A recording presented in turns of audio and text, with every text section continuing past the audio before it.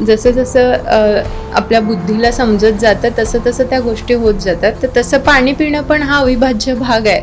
उपाशीपोटी पिलंच पाहिजे हे शिकवलं गेलं असतं. त्यामुळे आयुर्वेदाने पाणी प्यायला सांगितलं आहे, नाही शरीरासाठी खूप चांगलं असतं, ह्याने किडन्या साफ होतात, आतडे साफ होतात, शुगर कमी होते, असं काहीही नाही आहे. तर पाणी पिण्याबाबतीत एकच नियम आहे, पाणी हे तहान लागेल तेव्हा प्यावं आणि तहान भागेल एवढं प्यावं. हे 2 वाक्य खूप महत्त्वाचे आहेत. तहान लागेल तेव्हा आणि तहान भागेल तेवढं. तहान लागते हे समजतं, पण भागली आहे का हे नाही समजत. का? कारण आपण गटागट पाणी पितो. जी तहान तुमची अर्धा ग्लास पाण्याने भागणार आहे ती 2ने पण नाही भागत. आणि पाणी सुद्धा पचवावं लागतं, ही संकल्पना अजून आपल्याला पचनी पडली नाही आहे. पाणी पिण्याची सवय मी म्हणेन की 1 ग्लास पासून तर 2 लिटर पाणी पिण्यापर्यंतचे रुग्ण असतात.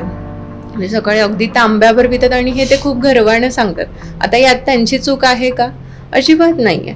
फक्त त्यांना हे माहीत नाही आहे की हे चूक आहे की बरोबर आहे.